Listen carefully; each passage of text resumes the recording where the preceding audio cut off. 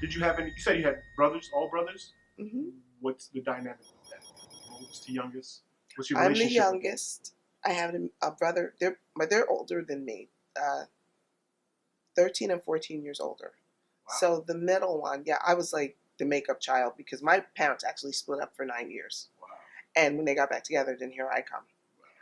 But the middle one and my older one, they used to like not get along all the time because With each other, or with you. with each other. Okay. Because my older brother, his name is Buster, and the middle one, his name is Michael.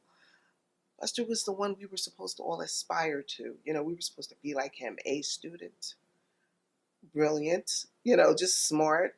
And my brother Michael was caught out there in the 70s in that whole, poetry, going to those places where you go, this kind of thing, and the poetry and that whole Greenwich Village thing. He was artistic. Yeah. So, he was living his life his way, and they didn't get along because he always felt jealous. Like, my older brother gets more of the attention, and my older brother felt like I get the attention because you're the baby. Because I'm the baby. So even though we were all close, it was just that sibling thing that everybody's feeling. And my mother catered to my middle brother because she felt he needed more attention. Okay. That's weird because usually the middle child is the lost child, the black sheep. The oldest is usually running around causing the trouble. The youngest, they're trying to stop her or him from getting into whatever the oldest is doing. So the middle child usually gets left to do the wild, go to poetry and do just offbeat things. So. Well, before my mother died, she was keeping him grounded. So when she passed away, he kind of flipped. Like, he kind of just like, where did he go mentally? He just really flipped because he was just into my mother and she did everything for him. It was like he was the baby, but he wasn't the baby.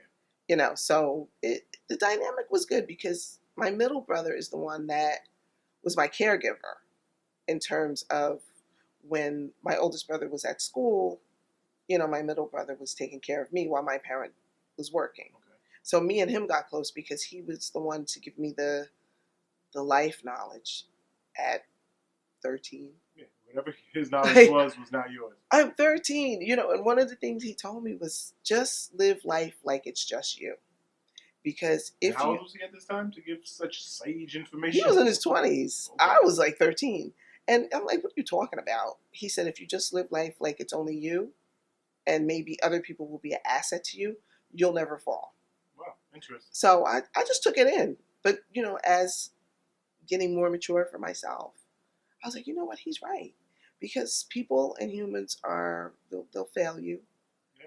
And if you depend too much, you're going to be asked out. It's like the airplane saying, when the mask comes down, you take care of yourself. If you don't take care of yourself, how are you going to take care of How are you going to take care of the person that needs it next to you? Yeah. So there's some truth in that you need selfishness growing up until you figure yourself out. Just depend on you. Yeah, because you don't want to go into a relationship or something not knowing who you are or having to depend on somebody. So Sure. And it worked for me because when my mother passed away, my father was like, you expect a little sympathy as a 10 years old girl. And he was like, the ship can't go down. And I'm like, what do you mean the ship can't go down? You got to get up. I'm going to provide your clothes, your lunch and everything, but you're going to get up. Here's an alarm clock. Remember the ones that go ding, ding, ding, ding? He bought me one of those things. She's loud as hell. He was like, okay, you're going to set it and you're going to get up in the morning because I got to go to work. And at 10, I'm like, I'm supposed to be dreaming about My Little Pony. Because, I used to get taken back and forth to school, which was only a few blocks away. I could walk, and I walked with the crowd in the neighborhood to school. And there was always somebody looking out for me, a neighbor or something, because our neighbors were good. But at 10, you're telling me the ship can't go down. So that's why when my brother told me that, I was like, he's right, because it's hard to grow up at 10. Of course. It's hard to say, okay, it's on me. I know my father's got the lights, he's got the building around me, but I got to depend on myself. I was a latchkey kid. Remember latchkey kids? Yeah, I was just speaking of it. Yeah, I had the key around a shoelace inside my shirt, and my father had our neighbor looking out for me. And when I came in the house, I knocked on the door, or on the wall, And then she would know I was in, and she would ask me, did I want something to eat? That's interesting too. You mentioned that because to even have your neighbors concerned or have the relationship, because nowadays neighbors are not neighbors. Neighborhood, what is it? How they say neighborhoods are now just hoods because nobody's neighbors. Yeah. So no, it wasn't like that. The fact that you can knock and your father had the security, maybe that he knows somebody's keeping an eye out, the neighbor, the lady across the street, or whoever it was. Sure. Okay. My mother established a lot of friendships in the neighborhood, but everybody knew everybody because everybody's kid was everybody's kid. Well, that's a good transition for the next question. I'm sorry. What was it like growing up in your neighborhood? It was a lot of fun. I mean, there was days when some What's of the the white demographic? kids, You said black and white. It was white. It was Polish. It was Italian. Well, when I say white, I mean the Polish and Italian and black, Jewish. So everybody just blended.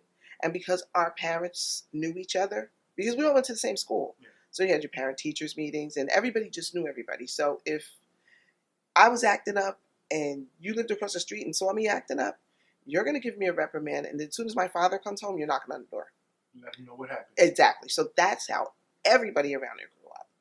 So and what was it like?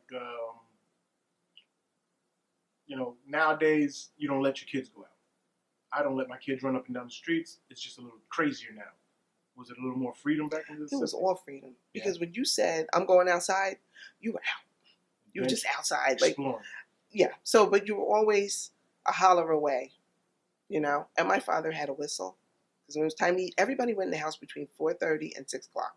That was dinner time around the neighborhood. So your father would come out to the porch. He would open the door and blow the whistle. And you knew that was for you. I'm down the block jumping rope or something.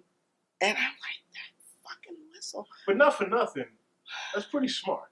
Because if you know specifically that's for you, then you know that's your house calling you. Whereas nowadays, you have cell phones now, but in those days, most parents would be like, well, they're out there somewhere. Eventually they'll show up, or they'd have to go out there looking. But a whistle's pretty loud, and if you're not going to leave the block and the little girl's on the corner, that's pretty smart. Yeah, and I had a dog. So the dog was outside playing with me. Like, he was running around with my friends, and, He knew the whistle, too. He knew the whistle, because when he would hear it, he would take off running to the house. I'm over here like, hey, dog's running to the house. And, my other friends, their parents were calling them out the door by their name. Yeah. It was real Italian. Oh. So kids were running in the house to go eat dinner. Exactly. Yeah. The Scangili's ready. And if you didn't come in, they was coming out to get you. They were coming out to look for you. My father came out a couple of times to look for me because I was where I wasn't supposed to be because I was a little wild, Yeah. And he came down the street, and when I saw him, I was like, I better run because he's not going to catch me out here and embarrass me in this way. It was pretty. It was cool, You had a lot of friends? A lot of friends. Everybody in the neighborhood. What was the favorite game as let's say a 10-year-old when you're outside? What do you guys play? What do you and your girlfriends play? Well, since we played with the boys, kickball was the favorite. I'm sorry, because I just brought up the game. I don't even remember Skellies. No, what's that? It's a street game. There's a bunch of different names. Skelly, where you just draw a board on the floor and you get like bottle caps and you try to hit different numbers. No. Okay. Like hopscotch. We did hopscotch. Okay. But the favorite game was kickball because we would team off. And for the girls, it was rope. We did skating. We did bicycling. What's the soundtrack in the background while you guys are playing during those times? What's the music? Anything Stevie Wonder, Higher Ground, Superstition. Summertime. All right, let's give you a scenario. Summertime, everybody's hanging out. Somebody has the radio on. What comes on? Depends on what year you're talking. 70s, 80s? Whatever year you were 12 years old. That was the 70s. Okay, so we're talking Tony Orlando and Dawn because I listened also to another side, not just R&B, but there was WABC. I don't know if you remember that, but that was an AM station, and Tony Orlando and Dawn was a group. Tie Yellow Ribbon, I think. There was Chicago, Foreigner, groups like that. Rock.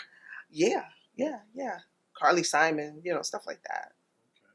And then you had the R&B, which was Sly and the Family Stone, and Stevie. Stevie, the Jackson 5. You know, that was thick. You know, everybody was listening to them. The Osmonds, those were the groups that were most popular when I was, you know, that age. It's like the